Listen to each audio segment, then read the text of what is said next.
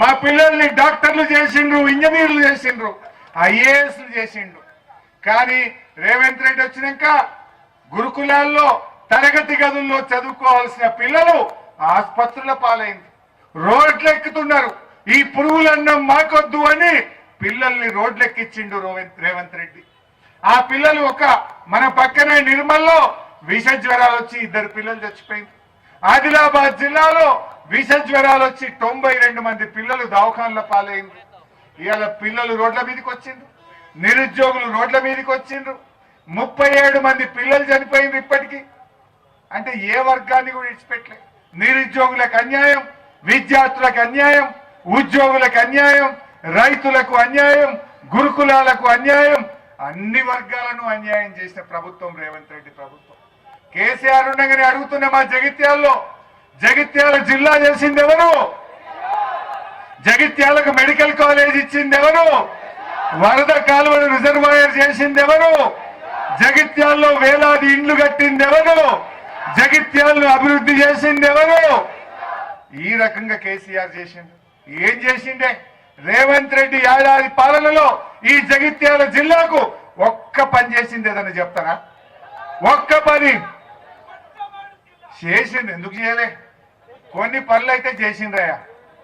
ఏం చేసిండ్రంటే కేసీఆర్ ఉండగా క్రమం తప్పకుండా పంటకు పడే రైతు బంధు మాత్రం బంద్ చేసిండ్రు. ఇంకా కొన్ని పనులు ఏం చేసిండ్రు? పండుగకు బతుకమ్మకు కేసీఆర్ చీరలు పంపుతుండే గవి మాత్రం బంద్ చేసిండు రేవంత్ రెడ్డి. పంపిండు. ఇంకా చేసిండు. దవాఖానకు పోతే బిడ్డ దవాఖానకు పోతే కాన్పు చేపించి కేసీఆర్ కిట్ ఇచ్చి బ్యాంకులో 13,000 వేసి తల్లిని పిల్లను ఆటో కిరాయి లేకుండా ఇంటికాడ దించితే గది మాత్రం బంద్ చేసిండు రేవంత్ రెడ్డి. గొర్రె పిల్లలు మా గొల్ల కుర్మలకు ఇచ్చేది బంద్ చేసిండు. చేప పిల్లలు మా మత్స్యకారులకు గంగపుత్రులకు ఇచ్చే చేప పిల్లలు మాత్రం బంద్ చేసిండు రేవంత్ రెడ్డి. నువ్వు చేసిందేమున్నది? చేసినావు. ఎమ్మెల్యేలు మాత్రం పైసలు పెట్టుకున్నావు, తరాజులో పెట్టుకున్నావు ఒక్కొక్క ఎమ్మెల్యేను. గంతకు మించి నువ్వు ప్రజలకు చేసిన పని ఏమన్నా ఉన్నదా? నువ్వు చేసిన పని ఏంది? దయచేసి మీరు ఆలోచించండి. అయితే ఇవాళ మా తమ్ముడు సంజయ్ కొత్త యువ ఎమ్మెల్యేగా నాకు చాలా సంతోషం ఉంది. 2004లో నేను ఎమ్మెల్యే అయినా, కానీ మేము కూడా అప్పుడు ఇంత కష్టపడలే. బాగా కష్టపడి రైతు బిడ్డగా ఇలా మీ అందరి హృదయాల్లో ప్రతి ఇంట్లో ఒక కుటుంబ సభ్యుడిగా చాలా మంచి పేరు తెచ్చుకోండి.